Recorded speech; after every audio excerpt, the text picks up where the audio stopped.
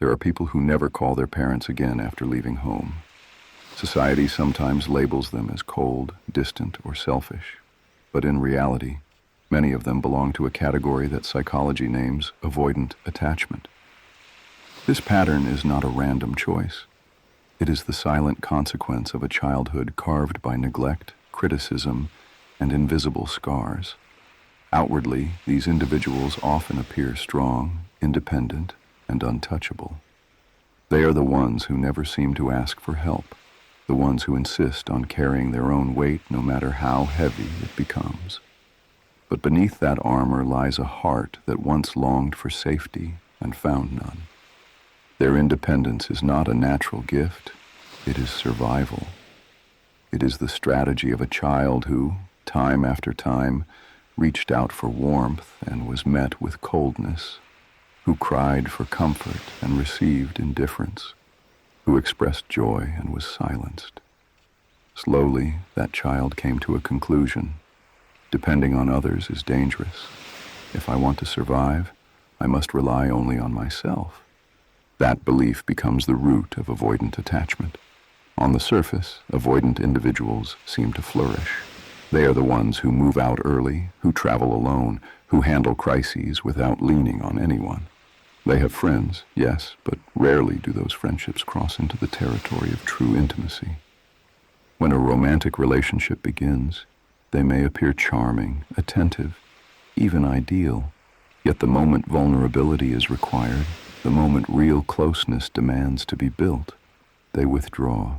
Conflict is not resolved, it is avoided. Pain is not shared, it is buried. Love is not rejected outright, but it is kept at a distance safe enough to ensure it cannot truly wound. Imagine a fortress. Its walls are high, strong, and seemingly impenetrable. From outside, the fortress looks majestic, even enviable. But inside, the rooms are empty and echoing, waiting for warmth that never enters. That fortress is the avoidant heart. Psychologists trace this attachment style back to early development. In secure households, a child learns, when I cry, someone comes. When I express myself, someone listens. When I am afraid, someone protects me. From these repeated experiences, trust grows. The brain wires itself for connection. But in an avoidant household, the story unfolds differently. The child cries and no one responds. Or worse, the child is shamed for needing comfort. Stop crying. Be strong. Do not be weak. Over and over, the child learns that their emotions are unacceptable, inconvenient, or dangerous. So they adapt. They numb themselves. They repress what they feel until even their own awareness of it becomes faint. By the time they reach adulthood, they are fluent in detachment. Their brain has been programmed not to expect safety in others. The wiring is different. Instead of leaning in, they lean away. Instead of trusting, they control. Instead of sharing, they conceal. One fascinating trait of avoidant individuals is the delayed emergence of their emotions. They do feel, sometimes more deeply than others, but their system has learned to silence those feelings in real time. Like a volcano, pressure builds quietly under the surface until eventually it erupts, often in solitude, sometimes long after the triggering event has passed. This delay often confuses their partners and friends. Why did you not react? People ask. Why did you not say something? But avoidance is not absence. It is repression. The tears may fall hours later, behind closed doors. The anger may surface in subtle withdrawal rather than confrontation. The fear may manifest as sarcasm, distance, or even coldness. But deep inside, the avoidant heart feels everything it has forbidden itself to show. For the avoidant person, safety has always carried a cost, the cost of connection. To stay safe, they must remain hidden. To avoid pain, they must avoid intimacy. But here lies the paradox. What protects them also isolates them. The same strategy that once saved them now imprisons them. A partner may say, I never truly know you. A friend may confess, "You are here, but you are not really here." And though the avoidant may crave closeness, the fear of being hurt is stronger. Their nervous system whispers, "Stay behind the wall. It is safer here." The paradox is unbearable, yet invisible. To the outside world, avoidant individuals are the picture of competence. They study, they work, they achieve. They solve their problems without asking for help. But the inner life tells another story, a permanent loneliness disguised as independence.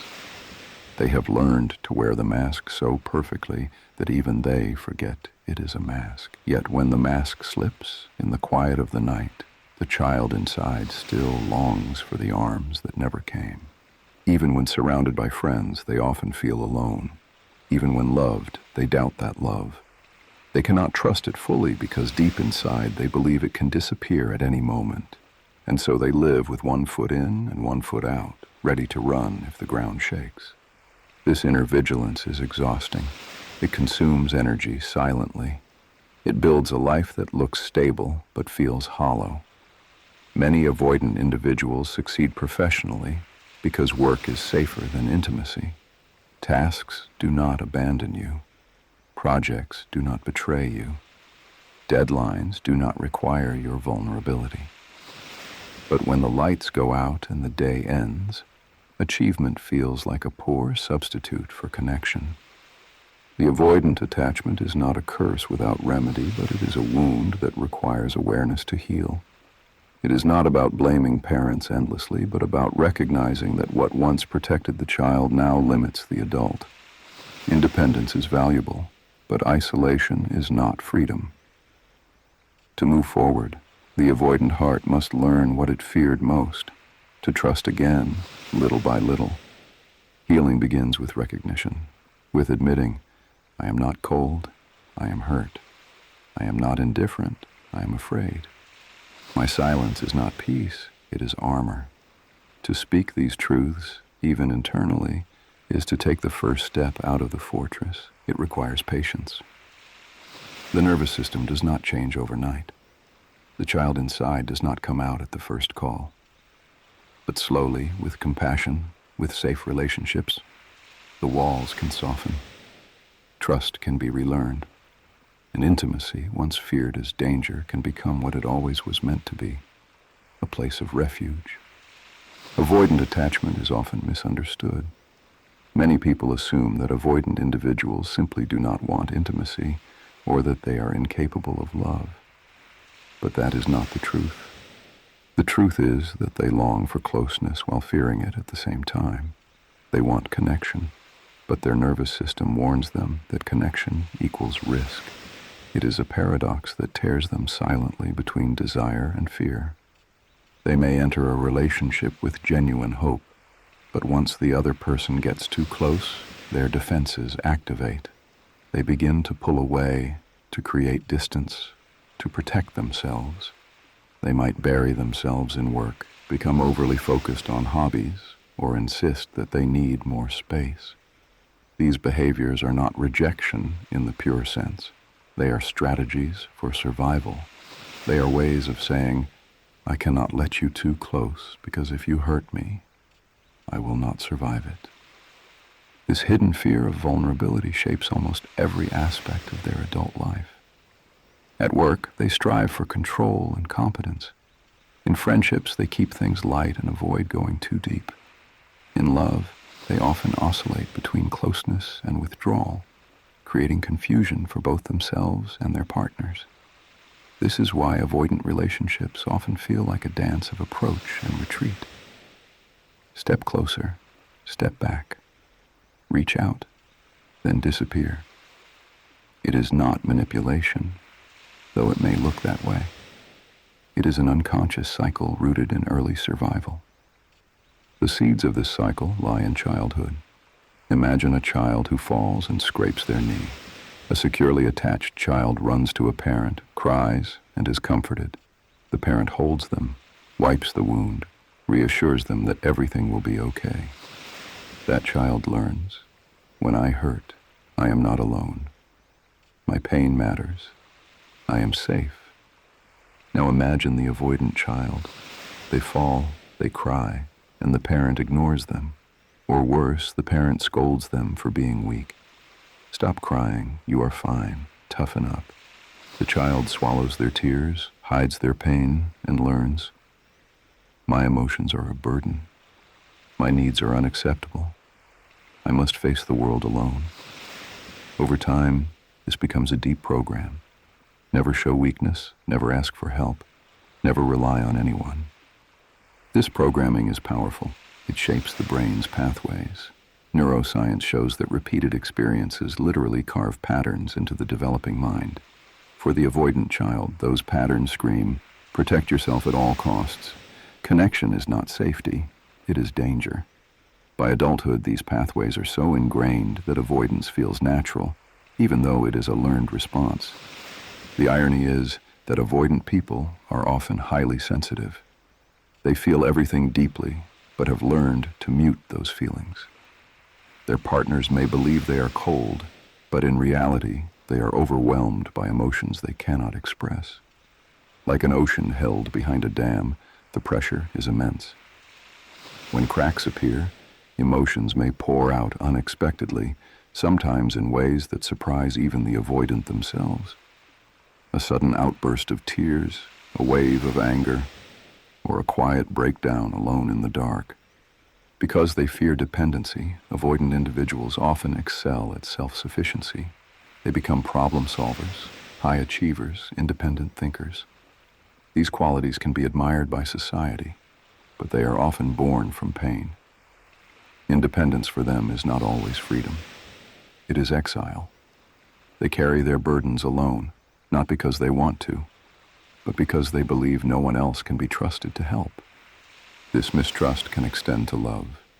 Even when they care deeply, they hesitate to show it. Vulnerability feels like handing someone a weapon that could be used against them.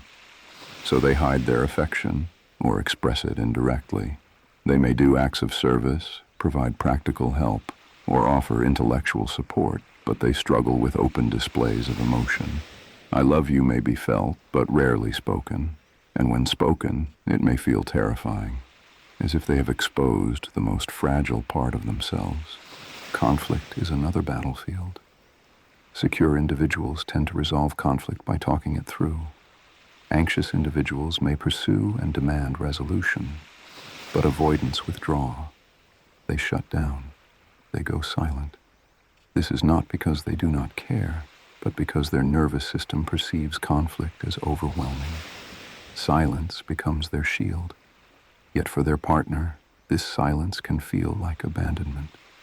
Two wounds collide, the avoidant hiding, the other longing for closeness.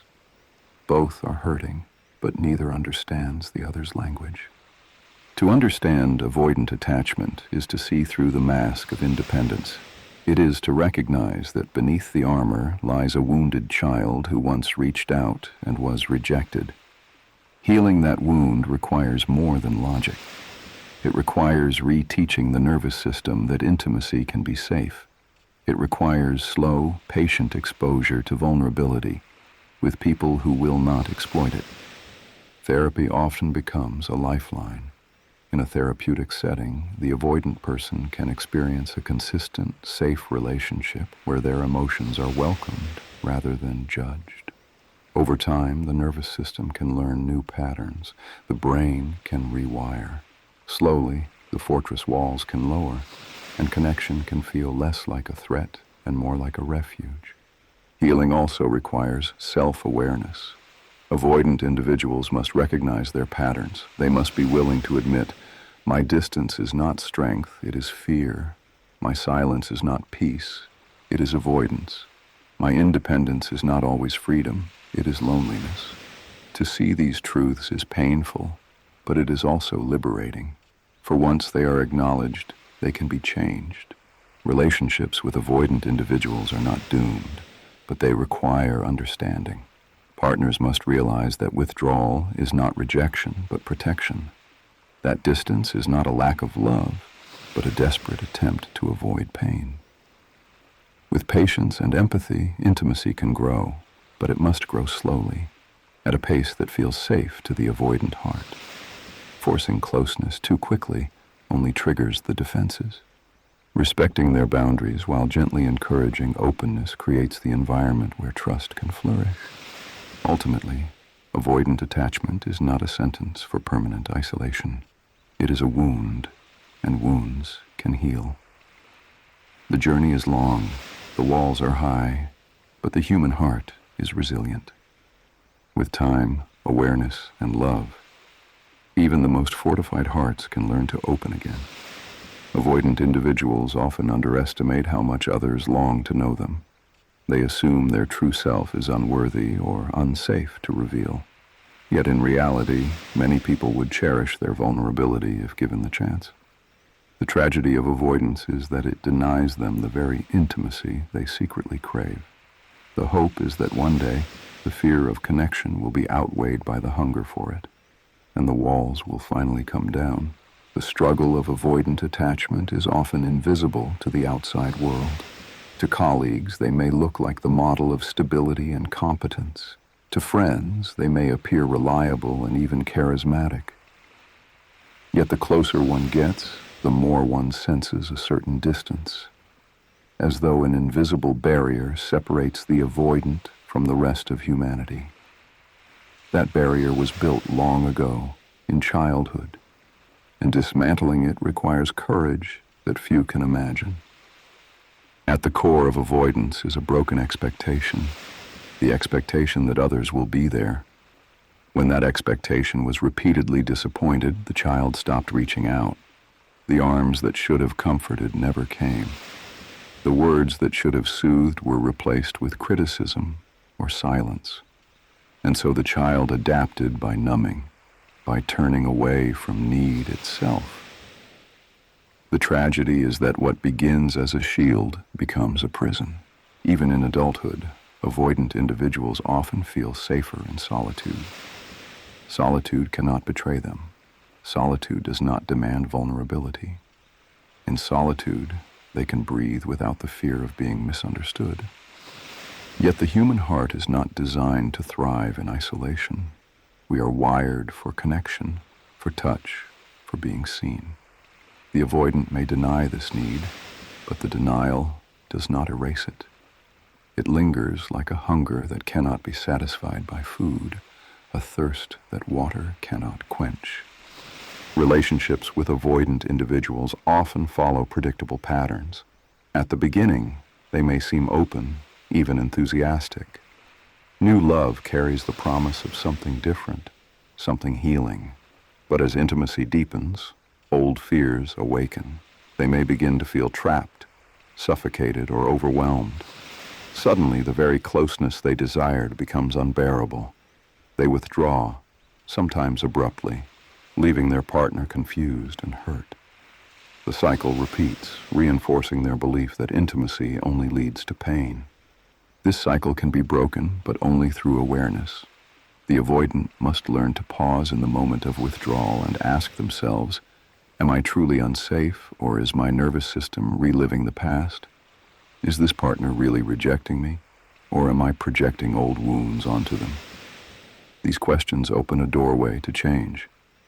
They do not erase fear, but they create space between fear and action. In that space, choice becomes possible. Avoidant attachment is not destiny, it is conditioning. What was learned can be unlearned. What was wired can be rewired. But the process is slow, requiring patience, compassion, and repetition. Just as the child learned over years that intimacy was unsafe, the adult must learn over years that it can be safe. Each small moment of trust, each gentle opening, rewrites the story. Healing is not a single event, but a series of tiny choices that accumulate into transformation. For some avoidant individuals, the journey begins with therapy. For others, it begins with a friendship that proves consistent, a partner who refuses to interpret distance as rejection, or even self-reflection that pierces through denial. Wherever it begins, the key is safety. Safety is the soil in which trust can grow. Without it, the avoidant will retreat. With it, they can slowly risk vulnerability. The paradox is that avoidant individuals often have much to offer once their walls lower. They are observant, thoughtful, resilient. Their independence, when balanced, can become strength rather than exile. Their sensitivity, once unmuted, can make them deeply empathetic. Beneath the avoidance lies a wealth of unexpressed love, waiting for the chance to flow freely. What they fear most, intimacy, is also what they are most capable of once the fear is healed. It is important to remember that avoidance is not chosen. No child decides to become distant. It is the only strategy that made sense in a world that failed them. To judge avoidant individuals harshly is to ignore the context of their survival. Compassion is required, both from others and from themselves. They must learn to see their distance not as a flaw, but as a wound. And wounds, when cared for, can close. Some avoidant individuals may go years, even decades, without recognizing their pattern. They may move from one relationship to another, repeating the same cycle, believing that they are simply better off alone. Others may become aware but feel powerless to change. Awareness is painful because it reveals the loneliness beneath the mask, but it is also the first step toward healing. To name the wound is to begin the process of closing it. The path forward involves risk. Every time an avoidant person chooses to express a feeling rather than hide it, they take a risk. Every time they stay in a conflict rather than shutting down, they take a risk.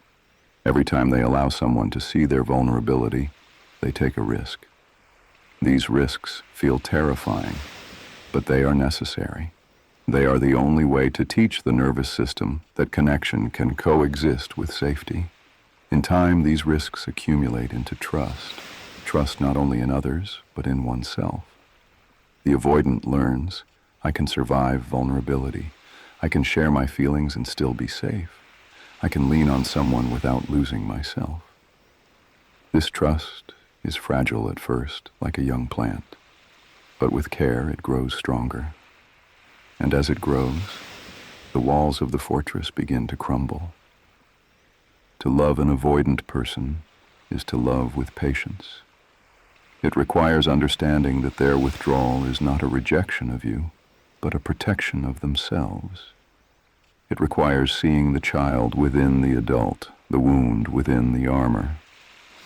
It requires consistency, honesty, and gentleness. Such love may not always succeed, but when it does, it unlocks a bond of extraordinary depth. For when an avoidant finally trusts, they do so completely. The intimacy they once feared becomes the intimacy they treasure most. Ultimately, avoidant attachment teaches us something profound about the human condition. It shows us how deeply our early experiences shape us, how the absence of love can echo through decades. But it also shows us the resilience of the human spirit. Even the most fortified heart can heal. Even the most distant soul can learn to connect. The past may shape us, but it does not have to define us forever. Healing avoidant attachment is a journey from fear to trust, from exile to belonging. It is the journey of turning the fortress back into a home. And though the road is long, every step toward openness is a victory. Every moment of vulnerability is a seed planted for a future where intimacy is not danger, but refuge. And perhaps, in the end, that is the greatest transformation of all.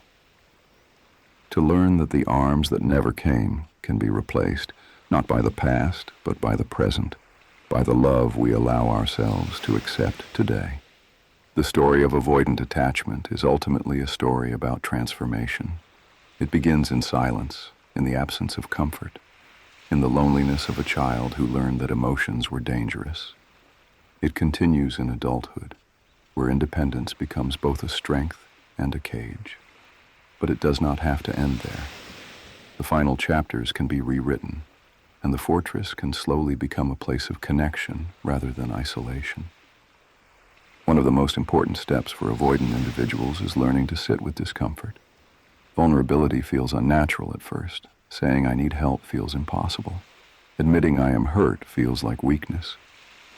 Yet each act of honesty is a brick removed from the wall. Each confession, no matter how small, is proof that survival no longer depends on silence. The child inside begins to see that the world has changed, that not everyone will reject them, that love is not always conditional. Self-compassion is crucial. For years, avoidant people have judged themselves harshly. They believed they were too cold, too distant, too difficult to love. But the truth is that they were surviving the only way they knew how. To replace self-criticism with compassion is to begin healing from within. It is to tell the wounded child, you did what you had to do, and now you are safe enough to try something new. Another step is communication. For an avoidant individual, expressing needs directly may feel terrifying, but clear communication creates safety in relationships. Instead of withdrawing without explanation, they can learn to say, I need space, but I am not leaving you. Instead of hiding their feelings, they can learn to say, I am afraid to be vulnerable, but I want to try. These words may feel heavy, but they build bridges instead of walls. They invite understanding rather than confusion. Partners also play a role in this transformation. Loving an avoidant person means respecting their pace while gently encouraging growth. It means celebrating small steps, like a moment of openness or a willingness to stay during conflict. It means not taking withdrawal personally, but recognizing it as a symptom of fear. Patience and consistency can create the safety that the avoidant nervous system has always longed for. In time, safety becomes trust, and trust becomes love. Spiritual practices can also help. Mindfulness teaches avoidant individuals to notice their emotions rather than repress them. Breathwork allows them to stay present in moments of discomfort. Journaling offers a safe place to release what they cannot yet say aloud. Each practice helps them reconnect with themselves, with the feelings they once buried. Healing is not only about learning to trust others, but also about learning to trust their own emotions again. It is important to remember that avoidant attachment is not a flaw. It is a survival strategy. When seen through this lens, it becomes easier to approach with compassion rather than judgment.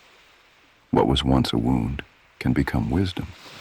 The avoidant individual understands pain, silence, and solitude more deeply than most. When they heal, they carry that depth into their relationships.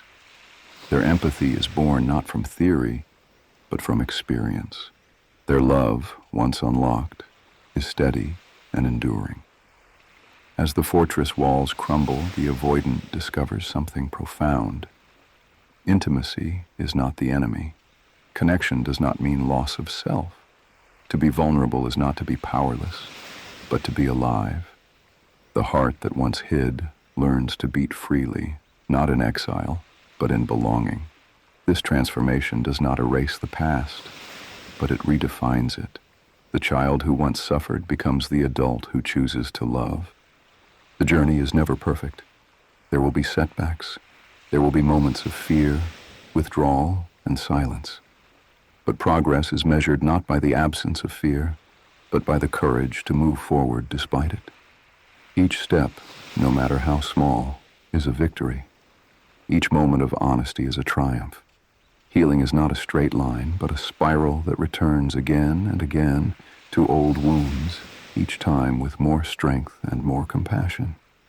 In the end, avoidant attachment teaches us that love is both fragile and resilient.